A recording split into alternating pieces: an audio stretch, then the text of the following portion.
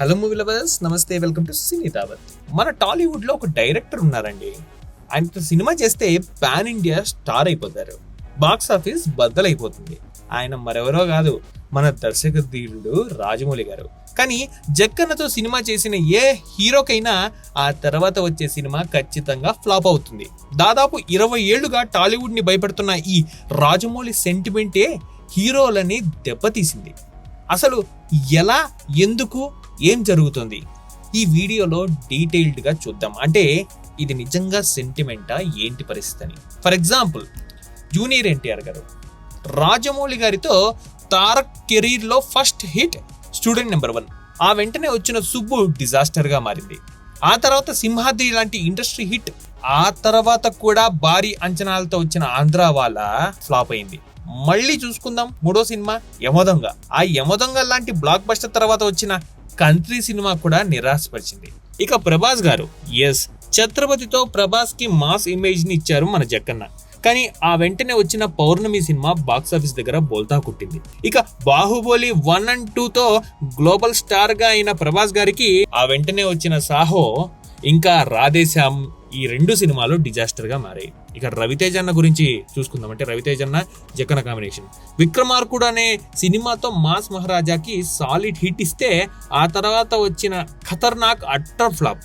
ఇక ఆ తర్వాత రామ్ చరణ్ గారితో చూసుకుంటే మగధీర, ఎస్, ఇది టాలీవుడ్ రికార్డులని తిరగరాసిన సినిమా. ఆ వెంటనే వచ్చిన ఆరెంజ్ సినిమా ఫ్లాప్. మళ్ళీ త్రిబుల్-ఆర్ లాంటి గ్లోబల్ హిట్ తర్వాత వచ్చిన ఆచార్య రిజల్ట్ ఏంటో మనందరికీ తెలిసిందే. ఇక నితిన్, సునీల్, ఇంకా నాని గారు, వీళ్ళ ముగ్గురు గురించి కూడా మాట్లాడుకున్నాం. సై లాంటి హిట్ తర్వాత నితిన్ కి అల్లరి బుల్లోడు అనే సినిమా వచ్చింది, ఫ్లాప్ అయింది. మర్యాద రామన్న తర్వాత సునీల్ గారికి అప్పల్ రాజు, అదేనండి కథా దర్శకత్వం సీన్ ప్లే మన అప్పల్ రాజు అని ఒక సినిమా వచ్చింది కదా, అది కూడా ఫ్లాప్ అయింది. చెప్పాలంటే నాని గారికి ఈగా, ఎస్, ఈగా లాంటి సెన్సేషన్ తర్వాత నానికి ఎటో వెళ్ళిపోయింది మనసు అనేది కూడా కమర్షియల్ గా దెబ్బ కొట్టింది. అసలు ఇలా ఎందుకు జరుగుతుంది? సరే, ఇదంతా పక్కన పెడితే అసలు రాజమౌళి తర్వాత ప్రతి హీరోలకి ఎందుకు ఇలా జరుగుతుంది? దీని వెనుక ఉన్న 3 మెయిన్ రీజన్స్ ఏంటో ఇప్పుడు నేను చెప్తాను చూడండి. అవేంటంటే, ఒకటి భారీ అంచనాలు, ఇంకొకటి డైరెక్టర్ పై ప్రెషర్, మరొకటి ఏంటంటే టైం గ్యాప్. ముందుగా భారీ అంచనాల గురించి మాట్లాడుకుందాం. భారీ అంచనాలు ఏంటంటే, రాజమౌళి ఆయన సినిమాల్లో హీరోని ఎంత ఎలివేట్ చేస్తారో అది పీక్స్ లో ఉంటుంది. చెప్పాలంటే ఆ ఇమేజ్ చూసిన తర్వాత ఇంకా ఏ సినిమాలో హీరో కనపడినా, అంటే నెక్స్ట్ మూవీ ఆ హీరోకి ఖచ్చితంగా ఆ స్థాయిలో ఉండలేకపోవచ్చు. చెప్పాలంటే మన ఆడియన్స్ కళ్ళు, మనం చూసే కళ్ళు రాజమౌళి గారు ఇచ్చిన మార్క్ ఎలివేషన్స్ ని వెతుకుతాయి. అవి కనపడవు కాబట్టి సినిమా కొంత డిసప్పాయింట్ అవ్వచ్చు. ఇక రెండో విషయానికి వస్తే డైరెక్టర్ పై ప్రెషర్. ఎస్, జక్కన్న గారి సినిమా తర్వాత ఆ హీరోని డైరెక్టర్ చేసే దర్శకుడిపై భయంకరమైన ప్రెషర్ ఉంటుంది. ఆ అంచనాలను అందుకోవాలని ట్రై చేసి బోర్లా పడతారు కూడా, లేదా మరీ ప్రయోగం చేసి ఆరెంజ్, సాహో లాగా చేతులు కాల్చుకుంటూ ఉంటారు. ఇక మూడోది వచ్చేసి టైం గ్యాప్. ఎస్, రాజమౌళి గారు ఒక సినిమా తీయడానికి కనీసం 3 నుంచి 5 సంవత్సరాలు తీసుకుంటారు. ఆ గ్యాప్ లో ఆడియన్స్ టేస్ట్, సినిమా ట్రెండ్ పూర్తిగా మారిపోతుంది. ఆ కొత్త ట్రెండ్ ని క్యాచ్ చేయలేక తర్వాత సినిమాల్లో తడబడతారు అని కూడా చాలా మంది అనుకుంటూ ఉంటారు, అంటే వాళ్ళ ఫ్యాన్స్.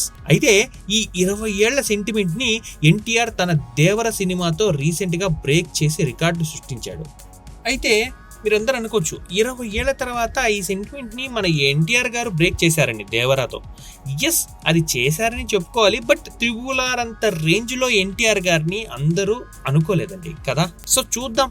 అంటే ఇది ఒక చిన్న సెంటిమెంట్ ని బ్రేక్ చేసినట్టే కాబట్టి నెక్స్ట్ రాజమౌళి గారు మన మహేష్ అన్నతో సినిమా తీస్తున్నారు కదా, SSMB 29, ప్రియాంక చోప్రా గారు అందరు ఉన్నారు, పృథ్వీరాజ్ కుమార్ గారు.